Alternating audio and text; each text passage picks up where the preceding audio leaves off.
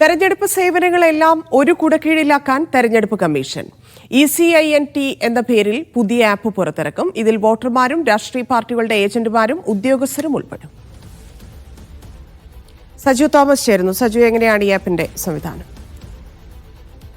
ധന്യ, നിലവിൽ 40 ആപ്പുകളാണ് ഇലക്ഷൻ കമ്മീഷന്റെ കീഴിലുള്ളത്. ഈ ആപ്പുകളെല്ലാം കൂടി ഒറ്റ ആപ്പിലേക്ക് സംഘടിക്കുക എന്നുള്ള ലക്ഷ്യത്തോടു കൂടിയാണ് പുതിയ ആപ്ലിക്കേഷൻ പുറത്തിറക്കാൻ വേണ്ടി തെരഞ്ഞെടുപ്പ് കമ്മീഷൻ ഇപ്പോൾ തയ്യാറെടുക്കുന്നത്. ECINT എന്ന പേരിലാണ് പുതിയ ആപ്പ് പുറത്തിറക്കുക. ഇതിൽ വോട്ടർമാരും രാഷ്ട്രീയ പാർട്ടികൾ നിയമിക്കുന്ന ഏജന്റുമാരും അതുപോലെ തെരഞ്ഞെടുപ്പ് ഉദ്യോഗസ്ഥരും ഉൾപ്പെടും. ഇന്ത്യയിലെ വിവിധ സംസ്ഥാനങ്ങളിലെ തെരഞ്ഞെടുപ്പ് ഏജന്റുമാർ അതുപോലെ ഉദ്യോഗസ്ഥരും കൂടെ ഉൾപ്പെടുത്തി എല്ലാവരെയും കൂടെ ഒറ്റ സേവനം ഒരു ആപ്പിലേക്ക് ഉൾപ്പെടുത്തുക എന്നുള്ള ലക്ഷ്യത്തോടു കൂടിയാണ് പുതിയ ഒരു ഉദ്യമത്തിലേക്ക് ഇപ്പോൾ തെരഞ്ഞെടുപ്പ് കമ്മീഷൻ കടന്നിരിക്കുന്നത്. നമുക്കറിയാം, നിലവിൽ ഈ തെരഞ്ഞെടുപ്പ് കമ്മീഷന്റെ പേരിൽ നിരവധിയായിട്ടുള്ള ആപ്പുകളുണ്ട്. അത് ഈ വോട്ടിങ്ങിന്റെ സമയത്ത് വോട്ടർ ടേൺഔട്ട് പോലുള്ള നിരവധി ആപ്പുകളാണ്. ജനങ്ങൾക്ക് വളരെ ഉപകാരപ്രദമാകുന്ന ചില ആപ്പുകളുണ്ട്.